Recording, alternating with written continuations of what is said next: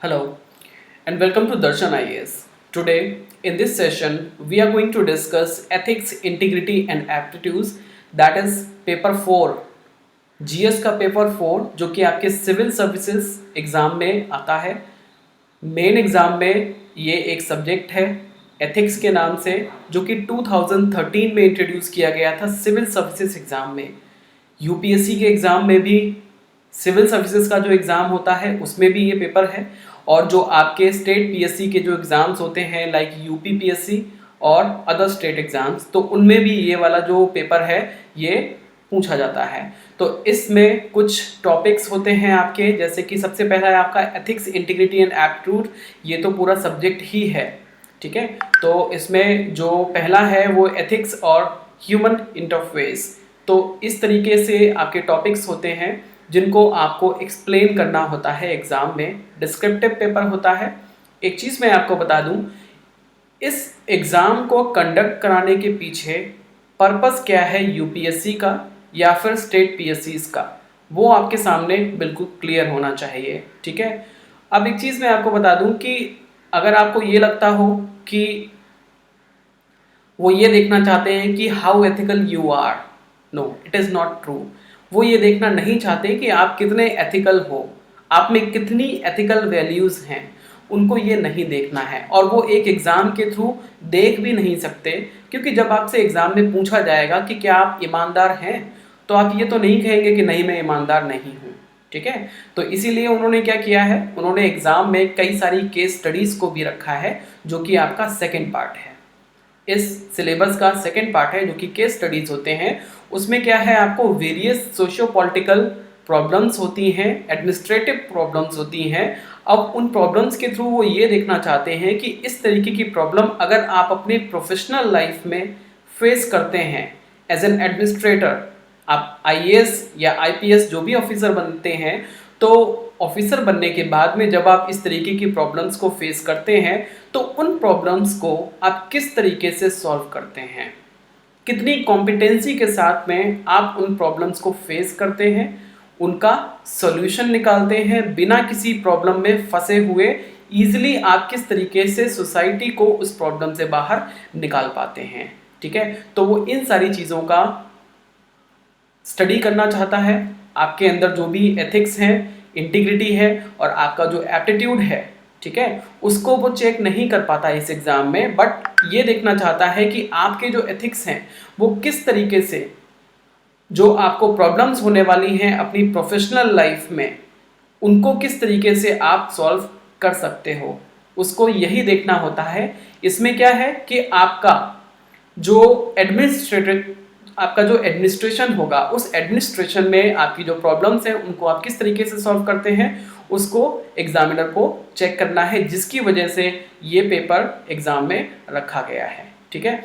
चलिए आगे बात करते हैं। एक और चीज़ है, एग्जामिनर आपसे ये नहीं जानना चाहता कि आप कितने एथिकल हैं और एथिक्स के बारे में आपको कितना पता है। एग्जामिनर आपसे एक्सपेक्ट नहीं करता कि आप स्कॉलर होंगे एथिक्स के, एथिक्स सब्जेक्ट में आपने पीएचडी कर रखी होगी या आपने बहुत ज़्यादा रिसर्च की होगी, ऐसा वो आपसे एक्सपेक्ट नहीं करता है, और ऐसा आपको प्रिटेंड भी नहीं करना है अपने एग्ज़ाम में, ठीक है। हाँ, एक और चीज़ है जो आपको पता होनी बहुत ज़रूरी है एग्ज़ाम में, एथिक्स के एग्ज़ाम में, कि हमेशा आइडियल आंसर ही करेक्ट नहीं होता। आपको प्रैक्टिकल होना भी बहुत ज़रूरी है। जैसा कि मैंने आपको पहले भी बताया कि जब आपसे पूछा जाता है कि क्या आप ईमानदार हो, तो आप ये नहीं कहोगे कि नहीं मैं ईमानदार नहीं हूँ, ठीक है ना। आप यही कहोगे कि मैं ईमानदार हूँ, लेकिन उस ईमानदारी को आप जस्टिफाई कैसे करोगे, वही जानना इस क्वेश्चन पेपर का लक्ष्य होता है, ठीक है।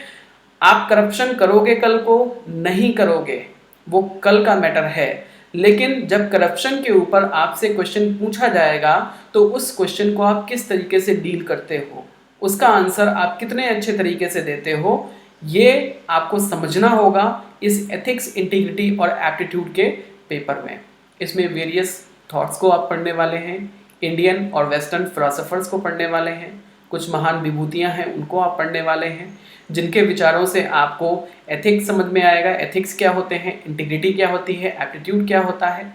आइडियल होना क्या होता है और उन आइडियल्स को अपनी प्रैक्टिकल लाइफ में आप कितना इम्प्लीमेंट करते हैं और किस तरीके से करते हैं, उसको ये पेपर चेक करता है। आपको ये नहीं बताना है कि मैं बहुत ईमानदार हूँ, बल्कि आपको ईमानदारी की आपकी अपनी डेफिनेशन क्या है आपको ये बतानी है। आपका एप्टीट्यूड क्या है, आपका एटीट्यूड क्या है, दुनिया के लिए, लोगों के लिए, सिविल सेवा के लिए आपका एटीट्यूड क्या है, सोसाइटी के लिए आपका एटीट्यूड क्या है, किस एटीट्यूड को लेके आप एग्ज़ाम में जाते हो पेपर देने के लिए, किस एटीट्यूड को लेके आप सिविल सर्विसेज का एग्ज़ाम क्लियर करने के बाद आप अपनी पोस्ट पे अपनी ड्यूटी को निभाने वाले हो। इस तरीके के एटीट्यूड को चेक किया जाता है। तो आपको क्या करना है, आपको बहुत ही आइडियल होने की ज़रूरत नहीं है, क्योंकि जो आइडियल आंसर होता है वो आपको फुल मार्क्स नहीं देता, अच्छे मार्क्स नहीं देता। फुल मार्क्स तो खैर नहीं मिलते, अच्छे मार्क्स अगर आपको चाहिए तो आपको बहुत आइडियल आंसर लिखने की ज़रूरत नहीं है, आपको प्रैक्टिकल आंसर लिखना है। आपको क्या करना है, आपको प्रैक्टिकल आंसर लिखना है।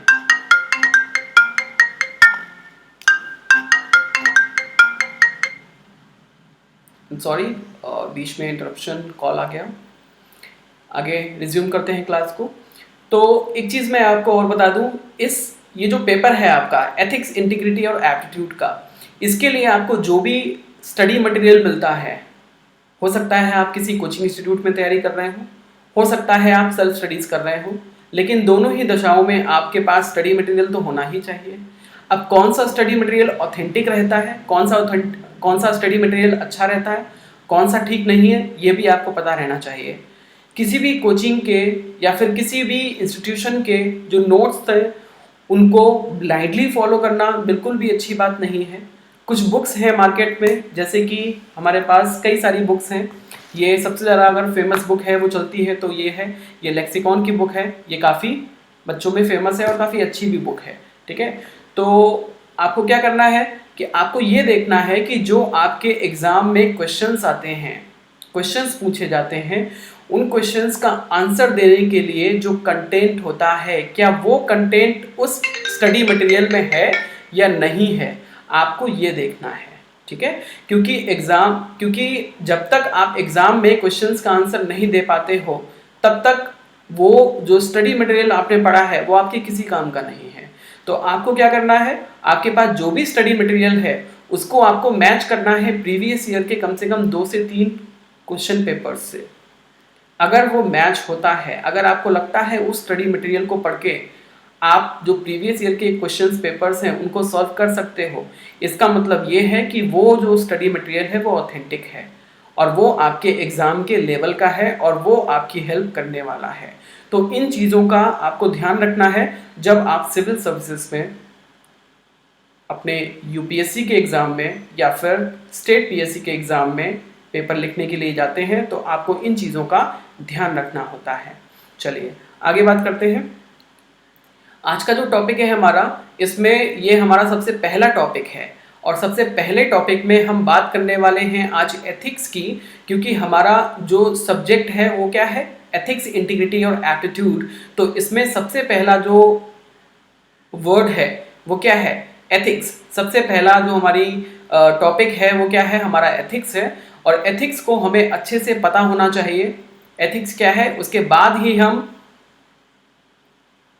इंटीग्रिटी और एप्टीट्यूड को समझ पाएंगे। तो आज हम स्टार्ट करने वाले हैं एथिक्स को इस लेक्चर वीडियो के साथ में।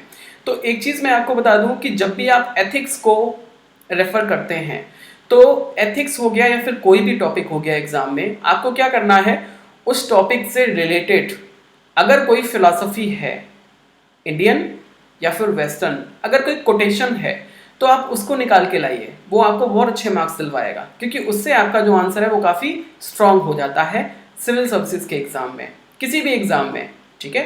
कोई भी एग्ज़ाम आप लिखने जा रहे हैं, डिस्क्रिप्टिव पेपर है आपका, तो आपको क्या करना है कि अगर आपके पास कोई टॉपिक है, उस टॉपिक से रिलेटेड अगर कोई कोटेशन है किसी फेमस फिलोसोफर का, किसी थिंकर का, तो वो कोटेशन आपकी बहुत हेल्प करता है आपका आंसर स्ट्रॉन्ग बनाने में, और आपकी भी हेल्प करता है कि आपको उस कोटेशन की हेल्प से आपको वो कॉन्सेप्ट अच्छे से समझ में आ जाता है।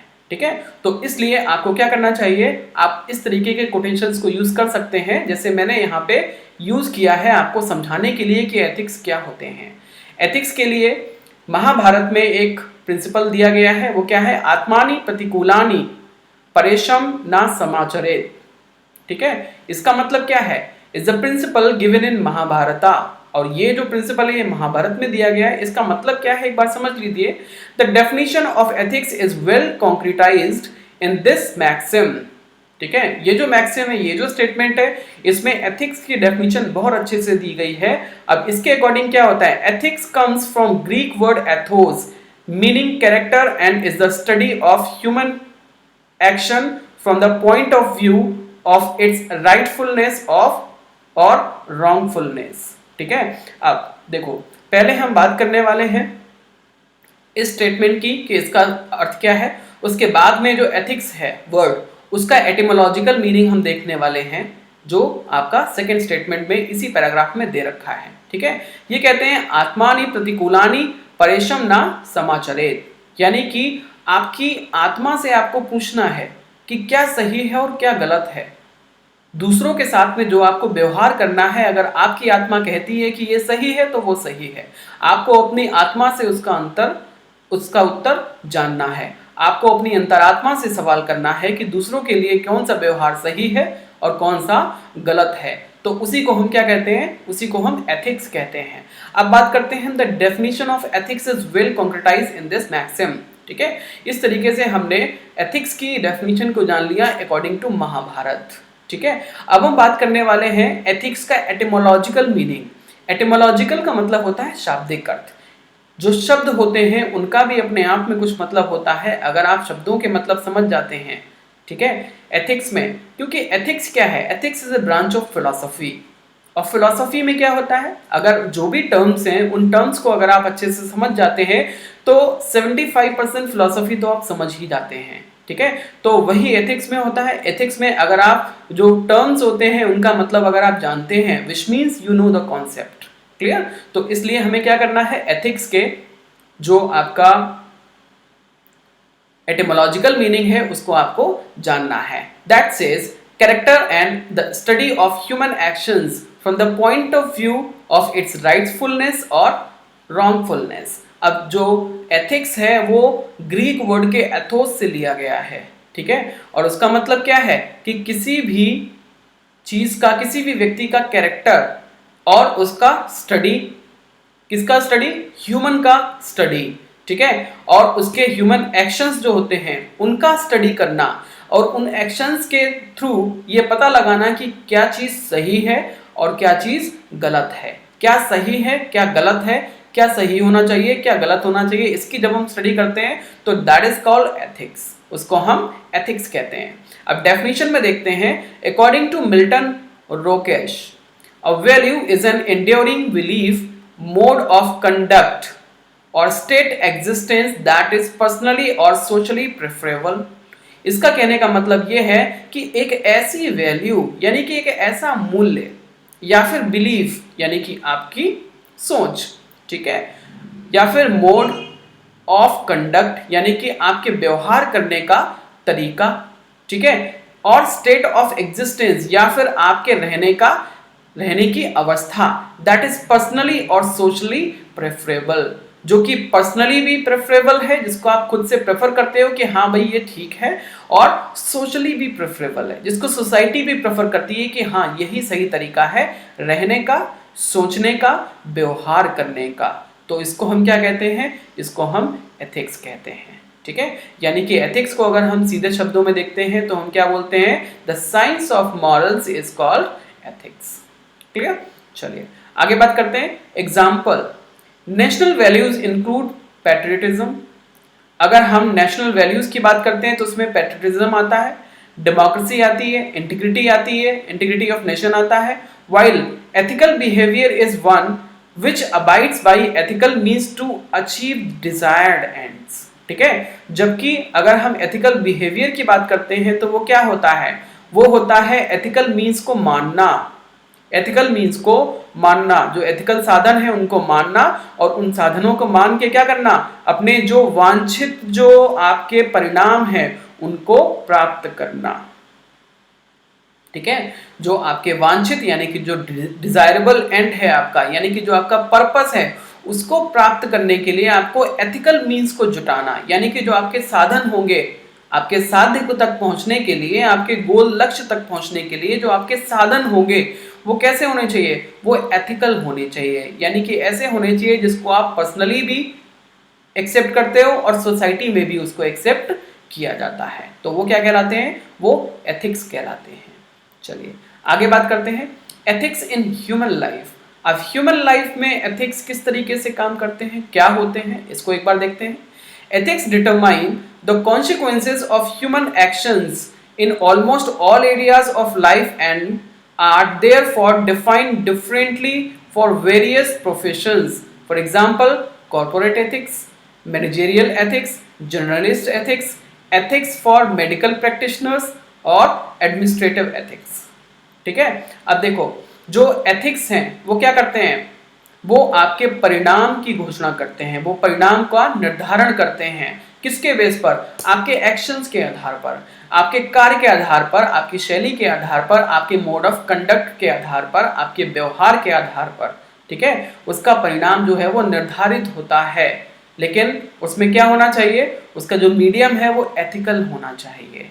ठीक है, तो इस तरीके से अब क्योंकि क्या है कि दुनिया में कई सारे एरियाज हैं जहाँ पे एथिक्स को फॉलो किया जाता है, इसलिए एथिक्स के जो हैं क्या है, एरियाज अलग अलग हैं। कौन कौन से एरियाज हो सकते हैं, बहुत सारे एरियाज हैं जिनका नाम यहाँ पे लिया गया है, इसीलिए सभी एरियाज के एथिक्स भी अलग अलग होते हैं, सभी एरियाज के एथिक्स भी अलग अलग होते हैं।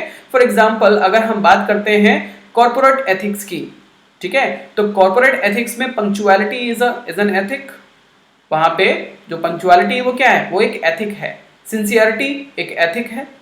ठीक है, तो इस तरीके से कुछ मैनेजरियल भी एथिक्स भी होते हैं जो मैनेजर के एथिक्स होने चाहिए, जर्नलिस्ट के भी कुछ एथिक्स होते हैं, एथिक्स फॉर मेडिकल प्रैक्टिशनर्स यानी कि मेडिकल प्रैक्टिशनर्स के भी कुछ एथिक्स होते हैं।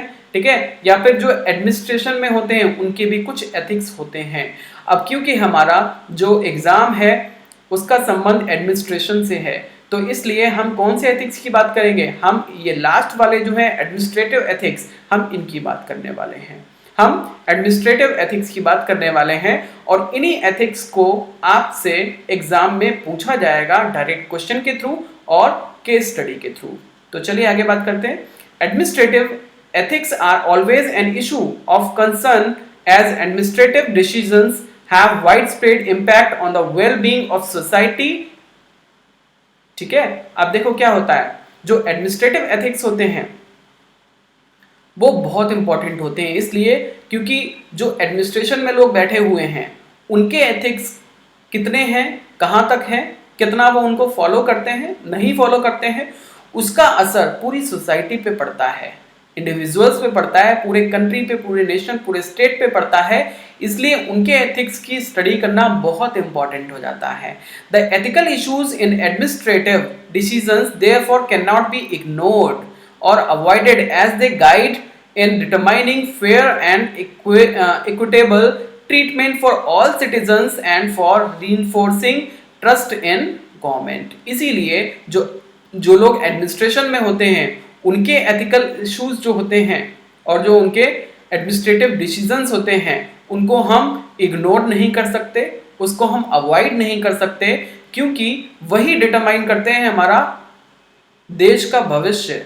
ठीक है, वही सरकार में हमारी क्या बनाते हैं, आस्था बनाते हैं, वही सरकार में हमारा विश्वास तय करते हैं। अगर सरकार में एथिक्स नहीं है, अगर एथिक्स के बेस पर सरकार नहीं चल रही है तो क्या होगा, हमारा जो भरोसा है सरकार से उठ जाएगा।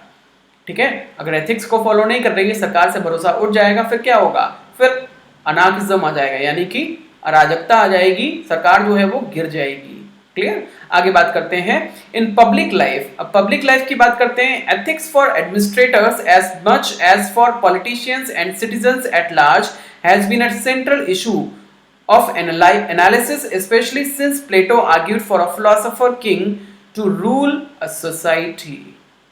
ठीक है। अब देखो क्या होता है, पब्लिक लाइफ के अगर एथिक्स की बात करते हैं तो जो पॉलिटिशियंस होते हैं और जो सिटीजन्स होते हैं वो क्या है, वो सेंट्रल इशू रहते हैं किसमें, पब्लिक लाइफ में, ठीक है। और उन्हीं के एथिक्स की हम यहाँ पे एनालिसिस करते हैं। अब जो प्लेटो है वो भी किसका कॉन्सेप्ट देता है, फिलोसोफर किंग का कॉन्सेप्ट देता है अपने किसमें, अपनी जो उसकी बुक है द रिपब्लिक, उसमें फिलोसोफर किंग की बात करता है। वो ये कहता है कि जो रूल करता है ना उसको फिलोसोफर होना चाहिए, क्योंकि वही सच्चाई जानता है, वही लोगों की प्रॉब्लम्स को समझ सकता है और वही रूल कर सकता है। जो जानता होगा वो अच्छे से करेगा भी, जो अपनी जनता को जानता ही नहीं है वो क्या अच्छा शासन करेगा। और सबसे अच्छा जानने वाला अगर कोई होता है तो वो कौन होता है, फिलोसोफर किंग होता है। तो इसलिए एक किंग को क्या होना चाहिए, फिलोसोफर होना चाहिए, ठीक है। यानी कि फिलोसॉफिकल जो एथिक्स होते हैं वो एक एडमिनिस्ट्रेटर के अंदर होना चाहिए, ऐसा प्लेटो अपनी रिपब्लिक में कहता है,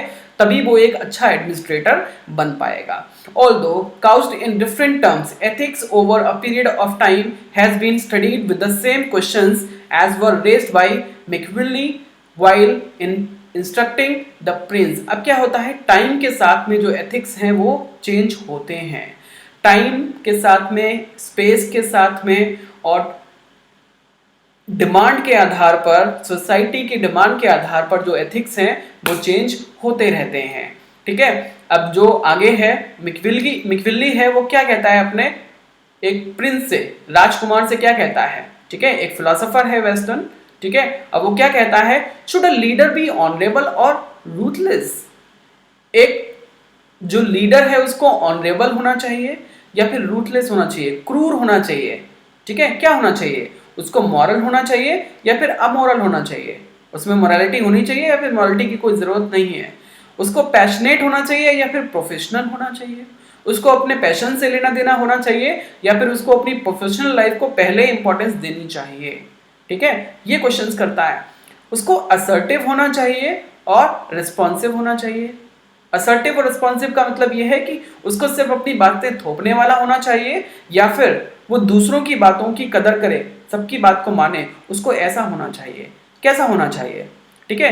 do the ends ever justify the means, do the ends ever justify the means. अगर आपने सफलता प्राप्त की है तो किन साधनों से सफलता प्राप्त की है, उन साधनों में आपने एथिक्स का प्रयोग किया था या नहीं किया था, ठीक है। क्या ये एक क्वेश्चन नहीं बनता है, क्या ये क्वेश्चन नहीं बनता है, क्या अगर आप सक्सेसफुल हो गए हैं तो आपने जो कुछ भी काम किया था उसको सही ही ठहराया जाएगा, ये भी एक क्वेश्चन खड़ा हो जाता है। कैन नेक्स्ट क्वेश्चन है, can an individual be amoral और immoral in his private life and an exemplary leader of society. क्या ऐसा हो सकता है कि एक बहुत अच्छा लीडर हो सोसाइटी में लेकिन अपनी पर्सनल लाइफ में, अपनी इंडिविजुअल लाइफ में वो अमोरल भी है और इमोरल भी है, वो अमोरल भी है और इमोरल भी है, क्या ऐसा हो सकता है। आगे बात क्या चलती है, as a debate over these issues go on every event today. इस तरीके की जो डिबेट है वो आगे तक चलती है, अभी तक ये डिबेट चल रही है और लोग आज भी इस डिबेट का, ये जो क्वेश्चंस हैं इनका आंसर फाइंड आउट करने की कोशिश करते हैं। Administrators continue to face situation where they have to know clear answer to what is right और रॉन्ग। और आज भी ये प्रॉब्लम है कि जो एडमिनिस्ट्रेटर हैं वो इस तरीके के क्वेश्चंस को फेस करते हैं और आज भी उनको नहीं पता कि क्या सही है और क्या गलत है, ठीक है। Yet they must make decisions and take actions while facing a contradictory reaction and demands from politicians, peers, clientele, special interest groups and the general citizenry etc. लेकिन उसके बाद भी वो फैसले तो लेते हैं ना, और जब वो फैसले लेते हैं उसके बाद में उनको बहुत सारे रिएक्शंस को फेस करना पड़ता है जो कॉन्ट्राडिक्टरी होते हैं, जो उनको क्या करते हैं, जो उनका विरोध करते हैं, ठीक है। वो किस किस के हो सकते हैं, वो हो सकते हैं पॉलिटिशियंस के, अपने साथियों के, क्लाइंट्स के हो सकते हैं, स्पेशल इंटरेस्ट ग्रुप्स होते हैं, एनजीओज वगैरह उनके हो सकते हैं, ठीक है। मीडिया का हो सकता है, जनरल सिटीजन्स जो होते हैं उनको भी आपत्ति हो सकती है कि आप जो कर रहे हो वो सही है या नहीं है, ठीक है, etcetera. All of whom see the issues from divergent view point and with opposing values, ठीक है। और वो सारे कौन होते हैं, वो आपके कुछ अपोजिंग वैल्यूज को लेके बैठे होते हैं और वो आपकी चीजों को क्या करते हैं, रिफ्यूट करते हैं, उसको रिजेक्ट करते हैं, ठीक है। लेकिन उसके बाद में आपको क्या करना होता है, आपको फैसला तो आपको ही लेना है, क्योंकि आप शासन में हो और आप पावर में हो, तो फैसला तो आपको ही लेना होगा, सही होगा या गलत होगा, सही फैसला लेना है या गलत फैसला लेना है, इसका फैसला भी आपको ही करना है। वो फैसला सही है गलत, ठीक है, हालांकि बाद में लोग क्रिटिसाइज करेंगे, बहुत सारे लोग क्रिटिसाइज करेंगे, सोसाइटी करेगी, जनता करेगी, पब्लिक करेगी, आपके साथी करेंगे, आपके क्लाइंट्स करेंगे, पॉलिटिशियंस करेंगे, और आपके जो मीडिया है वो भी करेगा। लेकिन फिर भी आपको क्या करना है, फैसले तो आपको लेने ही है, क्योंकि फैसला लेने की जो अथॉरिटी है और जो पावर है और जो रिस्पॉन्सिबिलिटी है वो आपकी ही है। क्लियर, आगे बात करते हैं। To clearly understand what ethics mean is necessary to know what ethics are not. अगर हम ये समझना चाहते हैं कि एथिक्स क्या होते हैं, तो हमें ये भी समझना पड़ेगा कि क्या एथिक्स नहीं होते हैं, ऐसा क्या है जिसको हम एथिक्स नहीं बोल सकते। आगे देखते हैं। Ethics are not the same as feelings. Ethics जो है वो फीलिंग्स नहीं हो सकती। क्यों? क्योंकि जब कोई व्यक्ति गलत काम करता है, किसी को बुरी फीलिंग आती है, लेकिन किसी को अच्छी भी फीलिंग आती है, सबको बुरी फीलिंग नहीं आती, ठीक है। तो अब अगर हर व्यक्ति को बुरी फीलिंग नहीं आती, इसका मतलब यह है कि जो फीलिंग्स हैं वो एथिक्स को डिटरमाइन नहीं करती। Clear? Ethics do not necessarily follow culturally accepted norms, यानी कि जो एथिक्स होते हैं वो कल्चर के बनाए हुए जो नॉर्म्स होते हैं उनको फॉलो नहीं करते, बल्कि वो अपने खुद के नॉर्म्स को फॉलो करते हैं एथिक्स के लिए। जैसे कि सोसाइटी है, सोसाइटी में तो भाई मॉरल्स चलते हैं, मॉरल्स में और एथिक्स में हेयर लाइन डिफरेंस है, जिसको मैं आगे क्लियर करने वाला हूँ, जिसको मैं आगे डिस्कस करने वाला हूँ, ठीक है। कि जो सोसाइटी ने बोल दिया है, सोसाइटी एट लार्ज, कि भाई ये करना चाहिए, ये नहीं करना चाहिए, वो तो मॉरल्स हैं, लेकिन हम उसको किस लेवल पे फॉलो करते हैं वो हमारे एथिक्स हैं।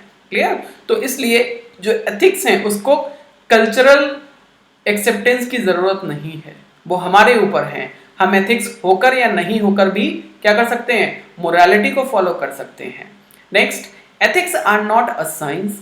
जो एथिक्स हैं वो साइंस नहीं है। क्यों? क्योंकि साइंस में यूनिवर्सैलिटी होती है और जो एथिक्स होते हैं वो सब्जेक्टिव होते हैं आपके अपने। आपके एथिक्स कुछ और है, मेरे एथिक्स कुछ और है, किसी और के एथिक्स कुछ और हैं। क्लियर? तो इसलिए वो साइंस नहीं है। Ethics do not refer to any religion. Ethics का संबंध किसी रिलीजन से नहीं होता है।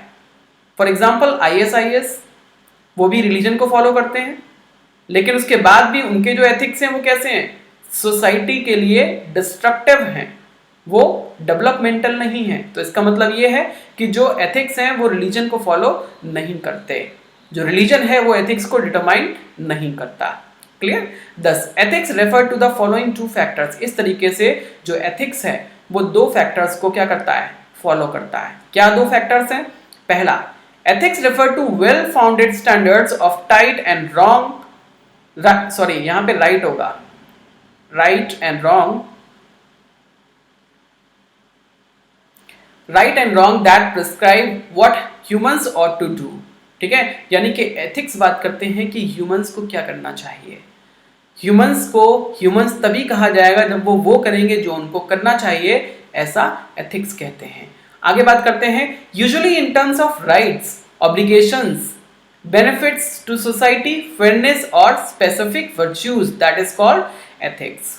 ठीक है, अब एथिक्स में आप क्या क्या देखते हो, आप राइट्स को देखते हो, ऑब्लिगेशंस को देखते हो, बेनिफिट्स टू सोसाइटी देखते हो, सिर्फ अपना बेनिफिट नहीं देखते, सोसाइटी का बेनिफिट देखते हो, फेयरनेस देखते हो कि सही ही चीज होनी चाहिए, स्पेसिफिक वर्च्यूज को देखते हो, सदाचार को देखते हो। ठीक है, तो वो क्या है, वो रेफर करता है एथिक्स को।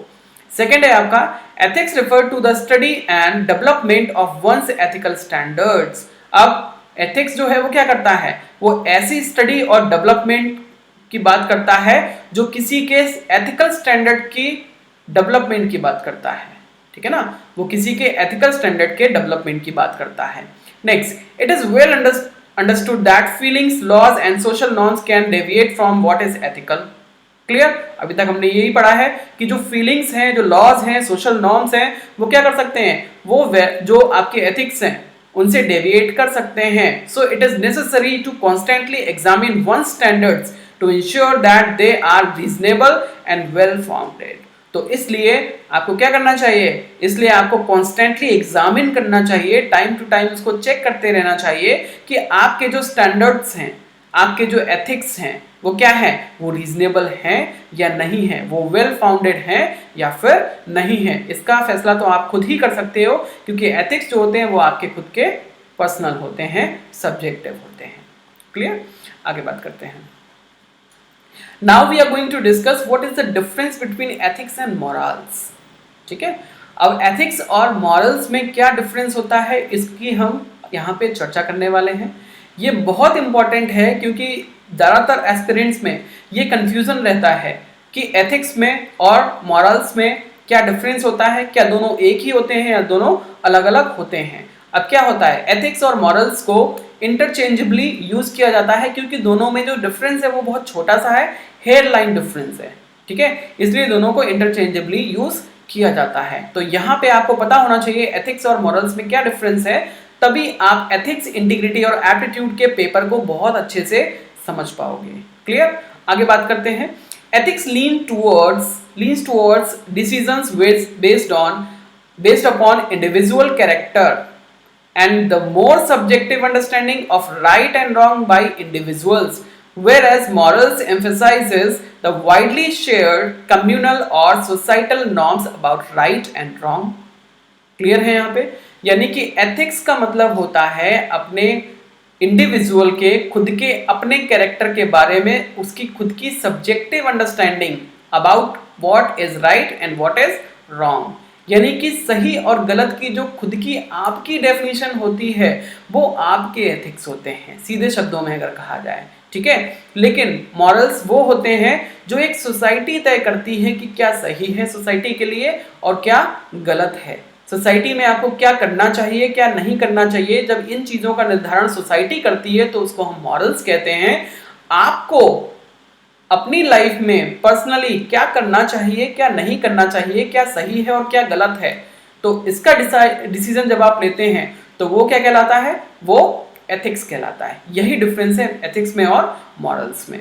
चलिए आगे बात करते हैं। The major difference between morals and ethics are, morals deal with what is right and wrong, ethics deal with what is good and evil.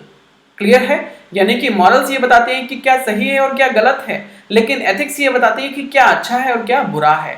आपके लिए क्या अच्छा है और क्या बुरा है। सोसाइटी में तो बहुत सारी चीजें होती हैं। कुछ ऐसी सोसाइटीज हैं जहां पे जो दहेज प्रथा है वो अच्छा है, वो राइट है, लेकिन आपको ये देखना है कि जो दहेज प्रथा है वो आपके लिए अच्छा है या फिर बुरा है। वो आपका एथिक होगा, वो आपके एथिक्स होंगे कि आप दहेज प्रथा के बारे में क्या सोचते हो। ठीक है, लेकिन उस सोसाइटी के लिए तो वो अच्छा ही है, हालांकि हर सोसाइटी के लिए अच्छा नहीं है।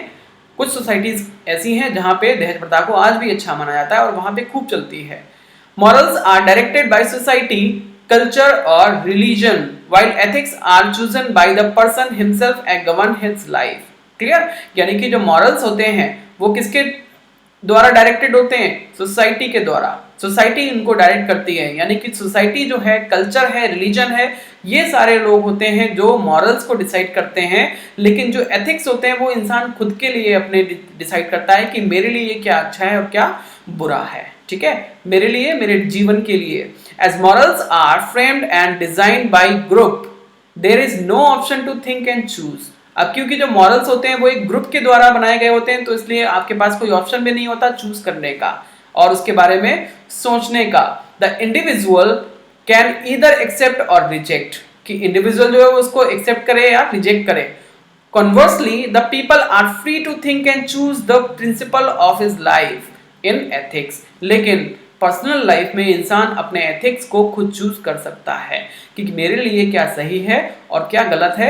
ये सोचने का अधिकार सिर्फ मेरा है, क्योंकि मेरे जो एथिक्स हैं वही मेरी लाइफ को क्या करने वाले हैं, आगे प्रमोट करने वाले हैं, मेरे लाइफ में मेरा साथ देने वाले हैं। तो ये था आज का आपका एथिक्स का concept. I hope it is clear now. तो अब हम देखते हैं एक प्रीवियस ईयर का क्वेश्चन जो कि यूपीपीएससी के 2019 के क्वेश्चन पेपर में 8 नंबर का आया था, और ये क्वेश्चन कहता है कि what is ethics, explain its role in human life. अब एथिक्स को जब आपको एक्सप्लेन करना है, 8 नंबर का क्वेश्चन है, चार चार नंबर में आपको इसको डिवाइड करना है। पहले 4 नंबर होंगे व्हाट इज एथिक्स, एथिक्स को एक्सप्लेन करने के लिए, और दूसरे जो 4 नंबर होंगे वो होंगे explain its role in human life, कि एथिक्स का जो रोल है वो आपको ह्यूमन लाइफ में समझाना है। एथिक्स क्या है इसको समझाने के लिए जो मैंने आपको पहले श्लोक बताया था वो आप लिख सकते हैं, उसकी डेफिनेशन दे सकते हैं। एथिक्स क्या है ये आप मॉरल्स से कंपेयर करके भी बता सकते हैं, वो और भी स्ट्रॉन्ग पॉइंट आपका हो जाएगा, स्ट्रॉन्ग आंसर हो जाएगा आपका। उसके बाद में जब आपको एक्सप्लेन करना होगा इसका रोल ह्यूमन लाइफ में, तो आप क्या बताओगे कि जो एथिक्स होते हैं वो सब्जेक्टिव होते हैं और ह्यूमन इनको खुद चूज करता है अपनी लाइफ को बेटर करने के लिए। वो खुद चूज करता है कि मेरी लाइफ में अच्छा क्या है और बुरा क्या है। यही रोल होता है किसका, एथिक्स का, ह्यूमन लाइफ में। Clear? I hope I made the concept clear. This is all for today's class. If you still have any doubt, any problem, any query, you can write down in the comment box. Thank you. Thank you so much. Thank you so much for joining my class. Have a good day. Good luck.